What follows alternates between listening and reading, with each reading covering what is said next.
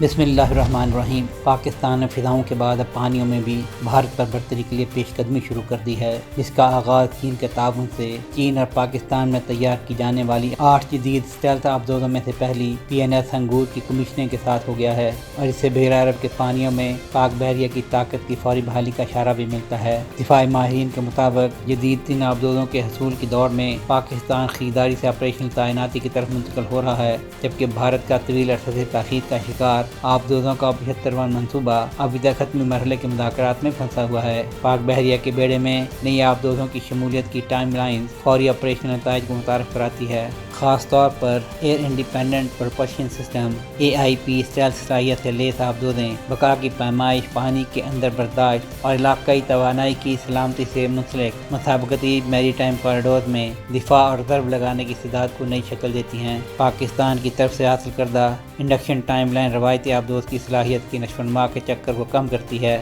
جس سے کم لاگت اور کم مدت میں آپریشنل دستیابی ممکن ہوتی ہے، جو بحیرہ عرب، اس سے ملکہ بحیرہ ہند کے اہم پوائنٹس کے پار جو عالمی توانائی کے بہاؤ کے لیے اہم ہیں ڈیٹرنس سگنلنگ ڈائنامکس کو براہ راست تبدیل کرتی ہے۔ ہنگور کلاس کے آبدوزوں میں AIP سسٹم کا انضمام دریافت استقامت کو بڑھاتا ہے، جس سے پاک بحریہ کے پلیٹ فارمز کو دریافت طویل مدت تک کام کرنے کی صلاحیت ملتی ہے۔ یہ مخالف آبدوز کی جنگی منصوبہ بندی کو مشکل بناتا ہے اور میری ٹائم ڈومین کی آگاہی میں غیر یقینی صورتحال میں اضافہ کرتا ہے۔ 8 ہنگور کلاس جدید آبدوزوں کے لیے پاکستان کے خرچ کا تخمینہ 4 سے 5 ارب ڈالر ہے۔ اس میں ٹیکنالوجی کی منتقلی کے تحت 4 آبدوزیں پاکستان میں تیار ہوں گی۔ اس کے متضاد بھارتی بحریہ کا 75واں منصوبے کے تحت 6 آبدوزوں کی ملک کے اندر تیاری پر 8 سے 10 ارب ڈالر اخراجات کا تخمینہ دونوں بحری افواج کے منصوبوں میں لاگت کے فرق، تیاری کی رفتار اور قابل استطاعت بمقابلہ تکنیکی ترقی اور آٹومیٹک ترقی پر مرکوز مختلف فلسفوں کی نشاندہی کرتا ہے۔ طاقت کے حصول میں اس ابھرتے ہوئے تفاوت کے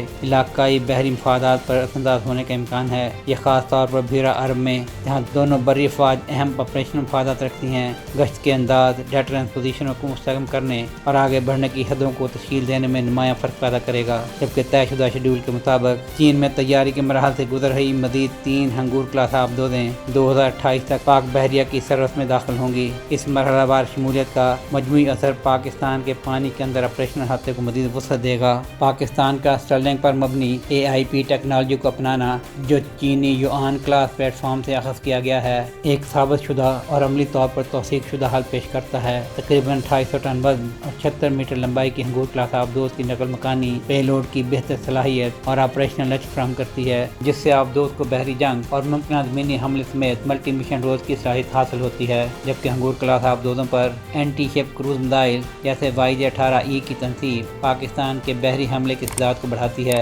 اور ساتھ ہی دشمن سے مڑ بھیڑ کی حدود کو روایتی ٹارپیڈو رکاوٹوں سے آگے بڑھاتی ہے۔ سہیل شہریار، پاک ترک نیوز۔